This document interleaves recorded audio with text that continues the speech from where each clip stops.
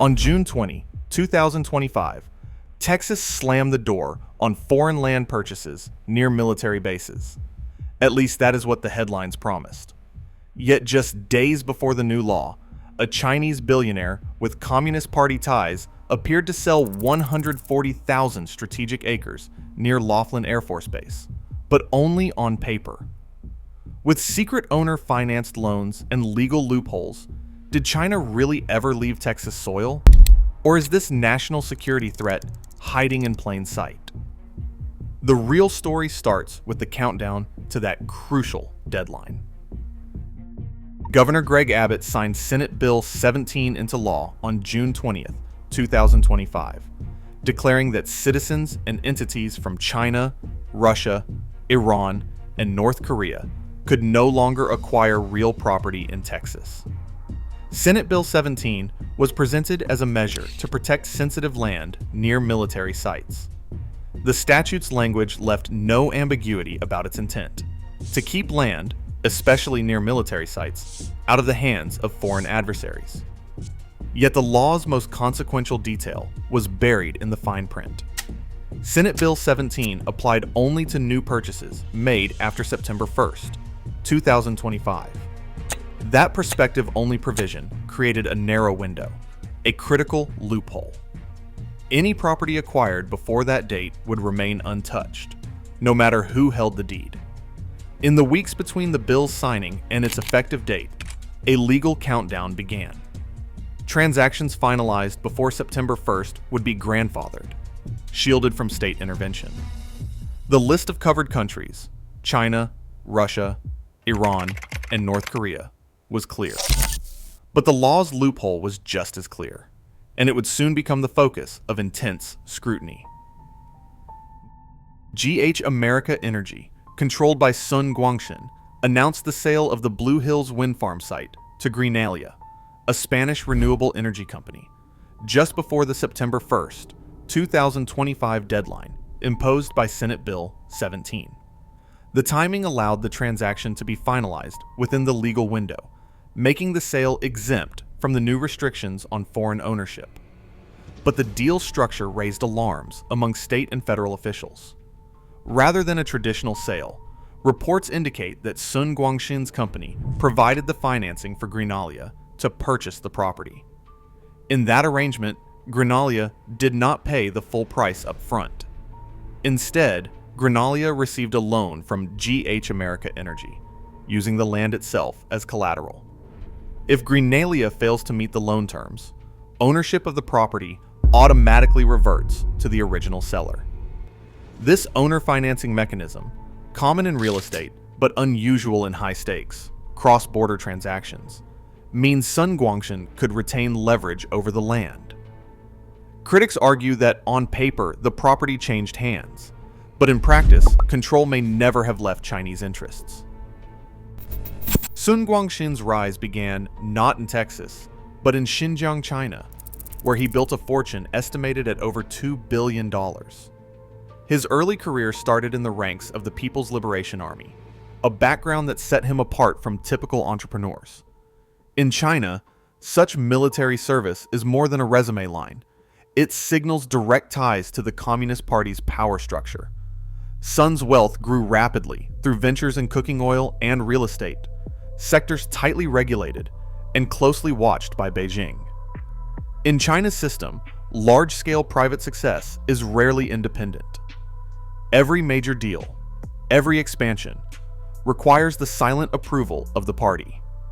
No billionaire in China operates without government blessing, and Sun's ascent followed this pattern. When he later turned his attention to American land, these connections followed him. The purchase of land near a U.S. Air Force Base was not just a business move. It carried the weight of state interests, blurring the line between private investment and national strategy. Court records filed in July 2024 set off alarms among legal analysts and national security officials. The breach of contract lawsuit between GH America Energy and Greenalia centered on the Karma Ranch, which spans 15,000 acres, and forced both sides to submit internal documents for discovery. Among the exhibits, a loan agreement surfaced showing GH America as the lender and Greenalia as the borrower, with the land itself held as collateral. The arrangement meant that if Greenalia missed payments or defaulted, ownership of the property could automatically revert to the original seller. This financial structure, revealed through the court's own filings, blurred the line between a true sale and an ongoing relationship. The case never reached trial. On March 26, 2025, the court granted Greenalia's motion to dismiss, closing the docket before any further details could be made public. Still, the paper trail left behind confirmed what many had suspected. The supposed sale kept both companies deeply intertwined, raising doubts about who really controlled the land near Laughlin Air Force Base. The Blue Hills parcel sprawls across 140,000 acres of rugged Val Verde County, a footprint larger than many American cities. At its heart, 46 wind turbines rise between 499 and 700 feet, cutting into the open sky. These towers stand among the tallest onshore turbines in the country, visible for miles across the high desert. But the land's geography is more than a matter of scale. Satellite overlays and county studies reveal an alarming overlap. The turbines are positioned along military training routes 5R1108, VR1109, and VR1117, corridors reserved for low-level flight maneuvers by Laughlin Air Force Base pilots. Each year, more than 1,100 Air Force and Allied pilots train here, relying on these routes to practice navigation and combat skills at treetop level. The turbine's placement blocks access to two of the most critical military training routes, cutting off open airspace needed for realistic training. At these elevations, the structures do not just create obstacles, they generate radar clutter and line-of-sight vantage points that could be used for electronic monitoring. The risk is not abstract. Laughlin's mission depends on unimpeded routes, and the Blue Hills project threatens to disrupt the very foundation of pilot readiness. Chinese land acquisitions did not stop at Val Verde County. Public records show similar patterns unfolding near other Texas military installations. In Bell County, parcels adjacent to Fort Hood, now renamed Fort Cavazos, shifted into corporate hands with overseas ties, raising concerns among local officials. Down on the Gulf Coast, tracts bordering the perimeter of Corpus Christi Naval Air Station changed ownership in deals that drew little public attention at the time. In the Panhandle, agricultural land near defense contractor sites saw a wave of foreign investment, often routed through limited liability companies registered out of state. These purchases form a patchwork of holdings, each one positioned close to critical infrastructure or training grounds. Unlike random real estate speculation, the clustering of these properties suggests a strategic motive. The Texas Department of Agriculture estimates that foreign entities control roughly 384,000 acres statewide, with Chinese interests holding a significant share. As more cases come to light, the question grows louder. Can state-level bans or disclosure rules keep pace with the speed and complexity of these transactions? Or does the remedy require a federal response? In November 2024, Governor Abbott issued an executive order directing the Texas Department of Public Safety to target clandestine Chinese police operations linked to Operation Fox Hunt.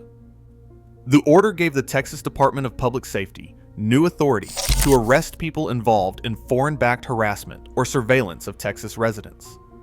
State investigators uncovered illegal police outposts in Houston, set up as community associations, but allegedly coordinating with Chinese authorities to pressure dissidents. Despite these aggressive measures, state law enforcement faced clear limits. The executive order could disrupt illegal policing, but it could not force foreign owners to divest land already acquired before the new law's effective date. As the loophole in Senate Bill 17 persisted, pressure mounted for a broader federal response. Senator John Cornyn stepped in where state authority reached its limit. He sent a formal letter to the Department of Defense, calling for a federal investigation into the Blue Hills wind farm transaction and demanding a review by the Committee on Foreign Investment in the United States, CFI-US. This federal body holds the power to force divestment if a transaction threatens national security. Cornyn's letter raised alarms about the owner-financed sale and pressed for full disclosure of the financial agreements. But the path through CFI-US is long and uncertain. Reviews can stretch for years, leaving the property and its strategic risks unchanged while the process drags on. Release the full discovery file. Publish the mortgage and loan documents. Make public every exhibit from the Greenalia lawsuit. Demand a timeline graphic showing each transfer, payment, and default clause. Contact the Texas Attorney General and CFI-US with these records. Transparency is not optional. Foreign ownership near United States military bases is not just a legal question. It is a live, national security threat.